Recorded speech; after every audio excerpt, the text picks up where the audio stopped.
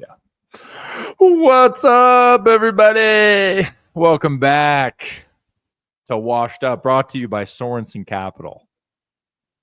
And the BYU Cougars. And the BYU Cougars. It's a great couple of sponsors and official title sponsors.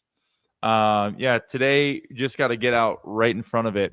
We were supposed to be joined by Mr. Trevin Nell, sharpshooter, maybe the greatest shooter of all time at BYU. We'll have to ask him that when he comes on. He will not be here this time.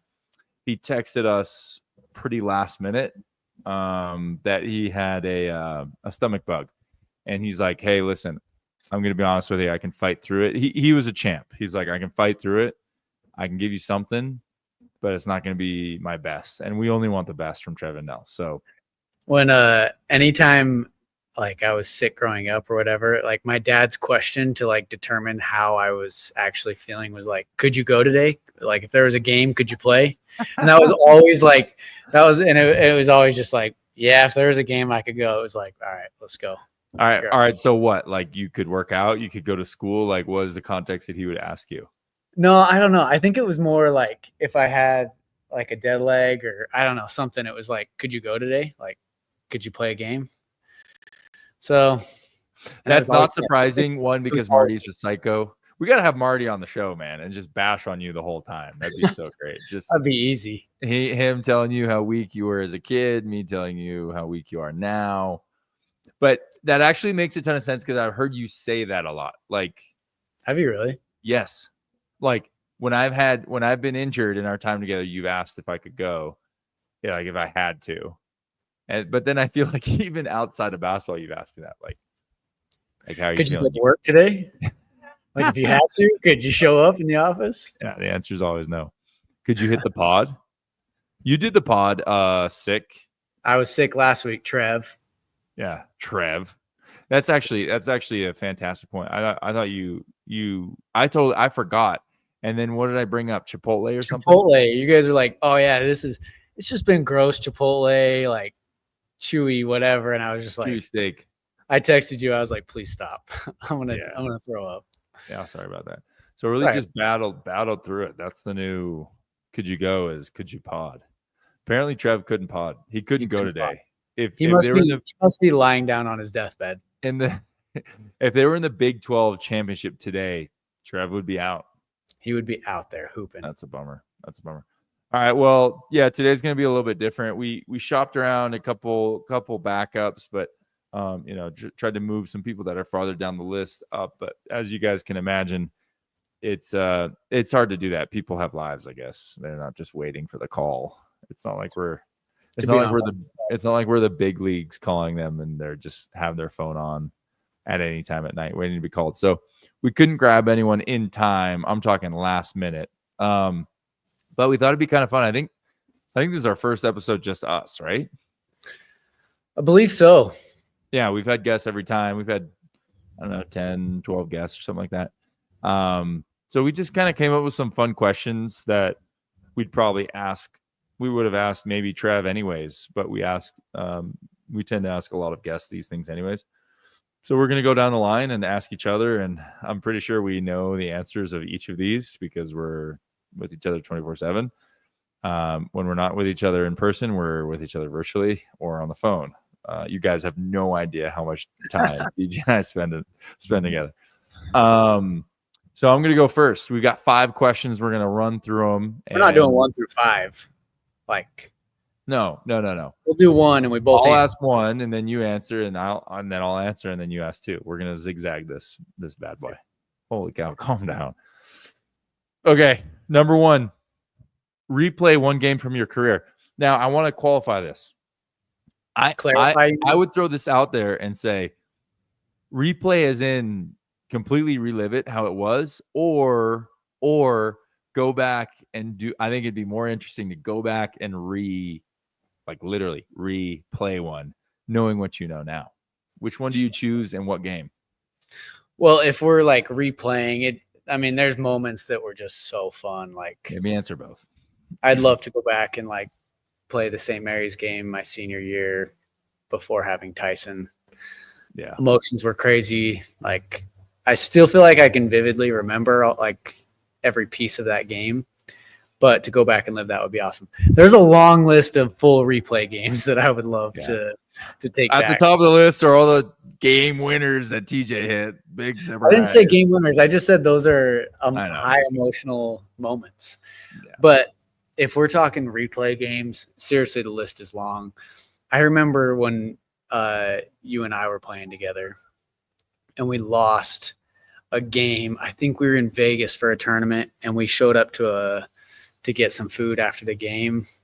And like, there were a bunch of dudes there that like recognized us and had put money down on our game. And they like saw us and they're like, "You guys lost us a bunch of money. Like, you guys suck." And we were like, thanks. Like, we didn't know what to do.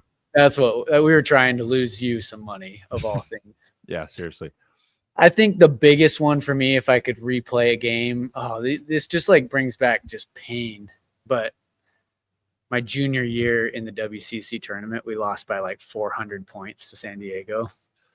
And like nothing was going well for us. Nothing. Couldn't make a shot. Felt like we like couldn't even dribble the basketball. It was just like one of those games that was like you just look at each other and like, this, I don't know what to do. Like we are just everything was so bad. And like we had a good conference run that year. Like I think we only lost to St. Mary's and Gonzaga. And yeah, it was just, that was to get in there and just feel like, all right, like we tied for second place in conference and then just lost by 1 million. It was like the worst thing ever. Just so deflating. Yeah, it was like, it just, and it just like looks like we were trying to lose. It was like, that was like the most painful thing in my life. Yeah. So I'd replay that. That's a good one. There, man, so many were just rushing through my mind. Unfortunately, there's a lot of that replay. Sad. If I could like relive, I'd say, man, basically the Gonzaga games that I won. My freshman year at home was awesome. Our year together at their place was awesome.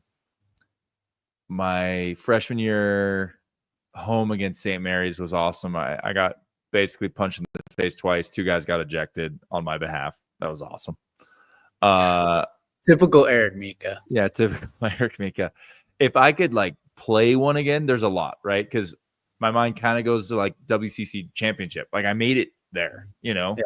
And then we just laid an egg. And I think there was like a lot of emotional turmoil because Kyle had just torn his ACL and that just like sucked. Like he was our leader and was having such a terrific year. And we just didn't have a great game. I think we were with them in the first half. Second half, they just took off.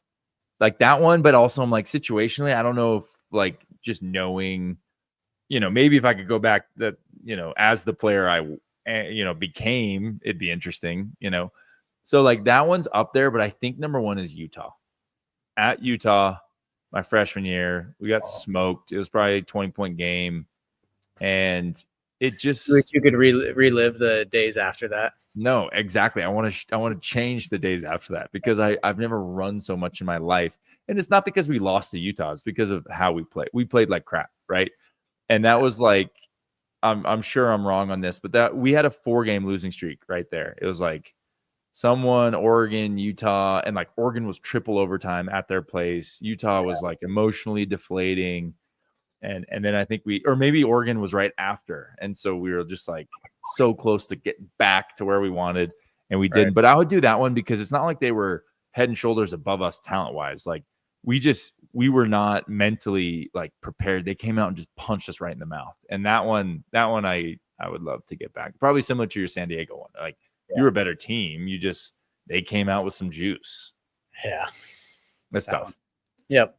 Let's move on. Yeah, let's move on. It's just bad juju on that question, really. I don't know whose idea that was. I feel sick. All right, next question. 2 weeks in a row, Trevin. He's sick. He's here. I'm here. Okay. All right, Eric, let's go. Give us, our next question is like a behind the scenes moment. Yeah. Give us something that you stop smiling like that. I don't even want your answer.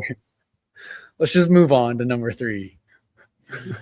Can I do the one that I'm thinking of? Yeah, if you want to. Yeah. There was a time. No, I won't do it. I'm actually going to ask our producers if I can tell one of these stories or if I'm going to get in trouble. I remember there was one game we were on the road somewhere in California. We were in the hot tub. This just kind of speaks to like what we thought was funny and quite honestly what I still think is funny, but like what we did on the road, right? And we played some stupid game. We're all in the hot tub and it's like middle of December. We were probably in like Portland or something, so it was pretty cold. And there was like the regular pool, which was freezing cold. It was Stockton. There you go. It's pretty cold. There was like the regular pool that was, unmaintained, probably 40 or 50 degrees or something, probably 50. And then there's a hot tub. We're on the hot tub. We played some game that like if you lost, you had to go like jump in the pool or something, the cold pool. So like everyone loses, everyone goes, jumps in, comes out. It's funny when people like freak out how cold it is. And then TJ wins. And TJ wins. He's the last man standing, and literally the entire hot tub. It was probably 12 guys in there. We all just incessantly bug him like, oh, you got to be one of us. You got to jump in the pool anyways. Like, and I just remember you being so mad because you're like, I won. The point is that the winner doesn't have to jump in the cold. And then not only did we bully you into jumping into the cold, but then we kept you in there. We wouldn't let you get out. We were like guarding the edges of the pool. So you were just like freezing in this cold pool and you had won. So that just, speaks to that you're a team player. And I'm sure I was probably the one rallying the troops. Oh, I'm not a team player. So yeah, that's you were for sure rallying the troops. For sure. 100%. But then I was just stronger than everybody and I got out. Sure. I'm going to tell the other story another time, but we'll say that. I need to check with legal. Perfect. What's yours? I was trying to think of like my best behind the scenes moment. I feel like every team kind of has their own like identity when it comes to these things. They kind of like pick up things and things that are fun. And like I remember my junior year team, we played Cover Your Assets. Maybe we could get them on as a sponsor. And Grandpa Beck's games, and like it became obsessive to the point where like we were on the bus and you have to have a table for that game because you have to like stack your cards, you have to cover your assets. And I remember like on the bus, Yoli stacking like 6 backpacks and then just like the top one was flat. We're like, I've done that. Yep. We're playing Cover Your Assets on the back of the bus. And then it was like, we get there and it was like, once we were done with study hall, we're playing. Once we're done with film, we're playing. Once like right when we're done with our meal, we were playing. Like that junior team, we probably played 1,000 games of Cover Your Assets. And like it got to a point where it was like Yoli's won 4 times, like everybody's on him. Like it doesn't even matter. Like he lays down something and it was like the next person, like if you had a gold, it was just like, I'm taking your, like the most like not strategic play, but it was just as it goes, like in any game, it's like the second anyone gets momentum, even our shooting games, it's like if someone's on a streak, then everyone is like, I will do whatever it takes for that person to lose. Was there a consistent like clear cut winner, like someone that you could say today, like they probably won the most? I think Yoli was pretty good. Luke was pretty good. I can't even imagine Luke's like reactions because he was funny to play like dominoes with, and dominoes was like pretty low key, but like Cover Your Assets is like high tempo, a lot more strategy to it. Dominoes is kind of luck. As I told you, I cheated that one time to prove to them that it was luck, and I got my point across. I also got banned, but like Luke was fun to play that with. So I can't even imagine him with Cover Your Asset. Like him and Yoli fighting over that game sounds like a comedy series. For sure. And the thing about like playing games on a team is like we're obviously like D1 basketball players, so we are all competitive. Yeah. So like when games actually get serious, they don't get fun anymore because it's like we all hate each other. And what's funny too about that is this probably happened with that team. I was on teams that we played a ton of games. It would like carry over to practice. Like, oh my God. Not in any kind of way, like, oh, that guy won't pass me the ball, but like if you were like in a dispute, and then like the next day there was like a dispute over like a foul that was called or something like that, like it would come out. Like that animosity would carry over. Maybe not explicitly like, oh, just like the game, but like everyone knew that you were mad at each other because of the game. Which actually, as I'm saying that, I'm like, you hear about some of these NBA teams that are ruined by like gambling, and it makes a lot of sense. Like we're playing cover your assets, we're playing, you know, Mafia or whatever, like all these dumb kid games, Go Fish, and it's bringing out so much like anger that's carried over to practices, which I think is overall a good, because it kind of feeds the competitive fire. But like these guys are betting hundreds of thousands, millions of dollars. They're owing each other absurd amounts of debt, and then trying to go play. That's crazy, but it makes a ton of sense. Yeah, no, and there was always stuff where like even like unintentionally, it's like if you've played cover your assets, it's like if you have that card, you can steal that card from somebody else. And like it happened all the time where it was like, I have the card that Yoli has like 10 times in a row. So I'm just taking Yoli's stuff. And it's like, yeah, you're the worst. And it just feels like you're getting probably broke the team apart, low key. That's why we lost. Was that the San Diego year? So questions 1 and 2 are connected. That's unfortunate. Wow, that really sucks. All right, number 3. Great answer. The world of NIL. I think we kind of talked about this when Jimmer was on the show. But do you have a dream NIL deal? Like, let's say the best of the best. It can be a national brand. It can pay you millions of dollars. Like, or it is those two things. If you want it to be, what is it? Yeah. What company? I'd say it's Jordan. If you could sign a Jordan deal, like that. Has a college athlete signed a Jordan deal? I don't know. I was just thinking that. I mean, it's only a matter of time. Nike's one thing, but like if you had a Jordan deal and you had, I mean, you're showing up to games in like every unique colorway of Jordan 1s, or, you know, you got cool 11s or 3s or 5s, you know, it's like, that's pretty sweet. And you got all the latest Jordan gear. Like that would be super, super fun. Yeah. So Jordan, let's go. Jordan, let's go. What about you? Retroactively, I don't know. I mean, like it's hard to argue like Nike, because you get, I don't want to copy you with Jordan. I'm also not a shoe head like you are. Call it a sneaker head, bro. Stop saying shoe head. I'm not a sneaker head like you are, so I don't really care as much. But like Nike, you're kind of covered. You're covered, right? You get a lot of cool stuff. I kind of like AJ's Red Bull deal, bro. Like, I just think that's a cool crossover, because it's unique. There's not many basketball players. Like I think Blake Griffin was Red Bull, right? I'm sure there's a couple others, but like I think that would be really cool because of the other stuff that you innately get access to, right? Like he went to the F1, like that's super interesting to me, right? Like all the extreme sports, like rubbing shoulders with those guys that are just so, you're going to rub shoulders with hoopers because you're a hooper, right? Like you're going to go to showcases, you're going to play in leagues, you're going to do all these things, like you're on a team. But like Red Bull, I think would just have like really interesting initiatives and would put you in touch with really cool people that think differently and see things differently than you do. I know, now that you're saying that, like it'd be sweet to like have some type of like tennis deal, like with Rolex or something, where you're at US Open, cool. Wimbledon. That's a great one. You know, you're at all of these events that are like if I've learned anything, like since stopping playing basketball, any event I go to that is like professional and it's a sport outside of basketball, I'm just like blown away. Yeah. Like, this is so cool. Yeah. Spent my whole life in gyms and like seeing basketball, you know, just at every level be played, and, you know, some really awesome games and stuff. But it is so cool to see other sports at a high level. Rolex is a great answer. That might be my actual answer now. Let's go. Mine. All right, next question. Toughest player you ever faced in college? That is a good one.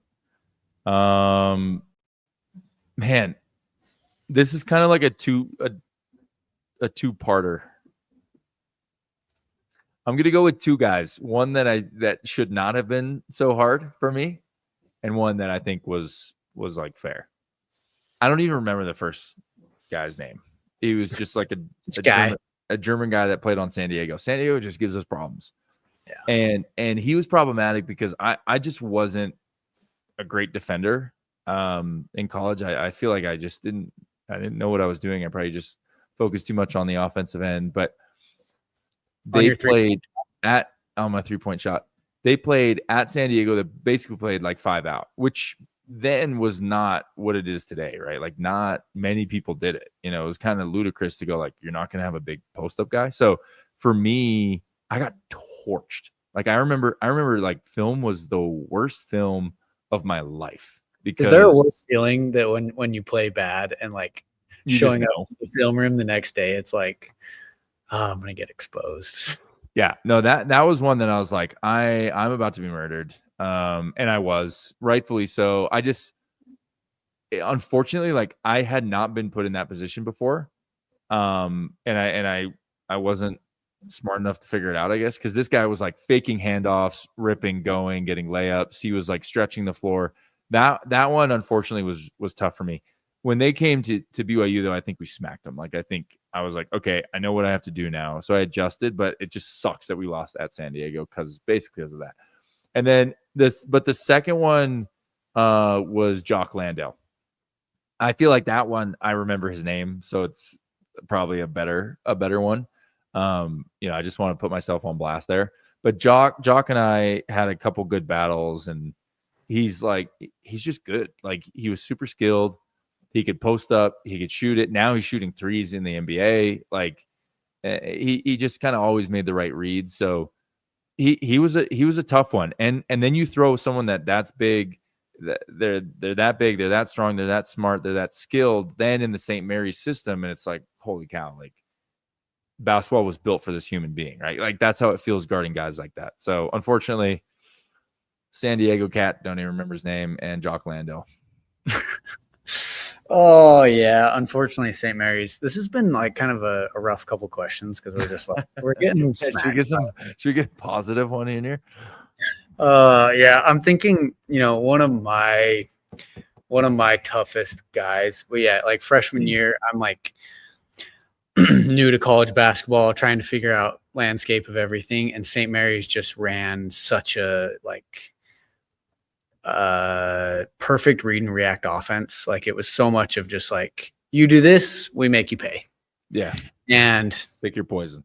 You have to be the one that like imposes your will on them, or they will like pick you apart. Like if you get screened on a ball screen, like it's either a dunk or a layup.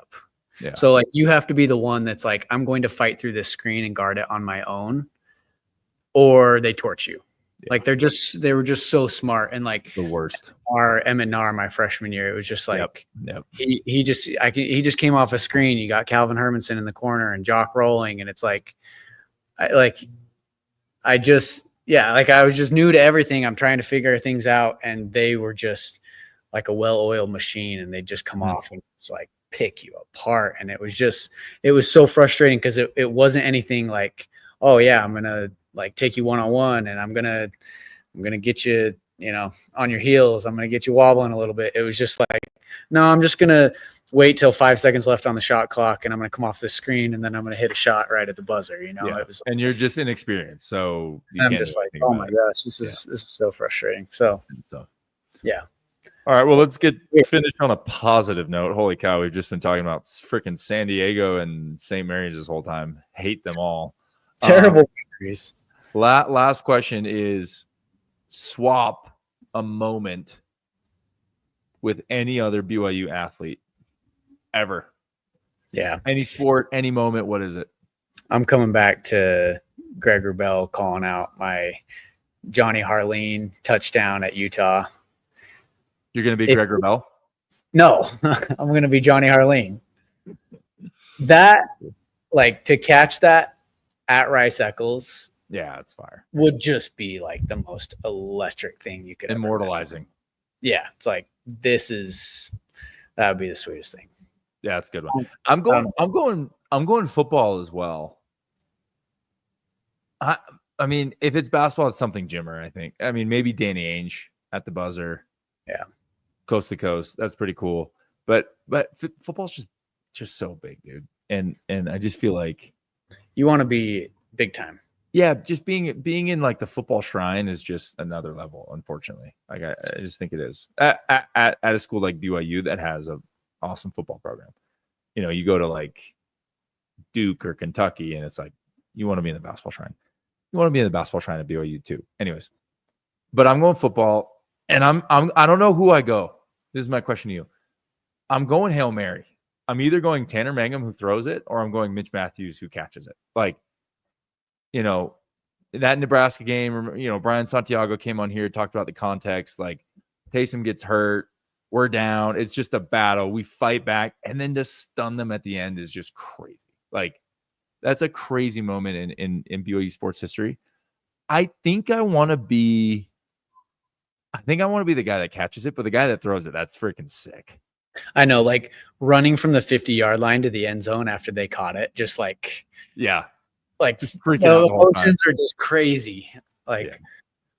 I know, like that's a true buzzer beater, you know. That's wild. That's a great. It's a great moment. All right, well, we positive note right there.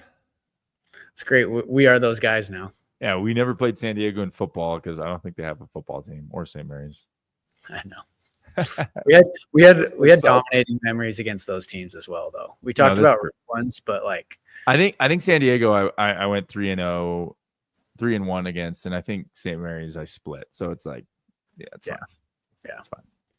Yeah, we had some great memories against St. Mary's. We had some great memories. Well, guys, that's it for us. Quick one today, no guest. So we don't know what else to talk about. We don't really like each other, so if we stay on here any longer, we're just gonna get into some real mean stuff. And gets ugly quick. Yeah, you guys don't want to see it. It gets ugly the second TJ gets on the stream, you could argue. Nice. I knew that was coming. No, you didn't. Remember what I said? I told TJ if he like says word for word what I'm about to say to like make fun of him, then I can't make fun of him for a year. He'll never get me. I'll get you. No, you won't get me. All right, that's it for us. Next week, tune in. Mr. Richie Saunders is joining us. The rock star, the one and only. So we're super stoked about that. Make sure you tune in Tuesday, 6:30. We'll have him on probably for about 20 minutes, and we'll just keep this thing rolling, man. We're getting closer and closer to basketball season, and once basketball season comes and we're hopping on this thing right after games, that is going to be the most fun. Yeah. It's just going to be a cesspool of terrible takes and upset fans. Oh, from other people. Yeah. Our takes won't be terrible. Yeah, no. Our takes will be great. We're just going to be battling people. Huh? Perfect takes, you might say. Perfect takes. We'll get Jonathan Tavernari on here just to stir the pot. It's going to be amazing. That's perfect. All right, guys, that's it for us. TJ, see you later. I'm going to end the stream.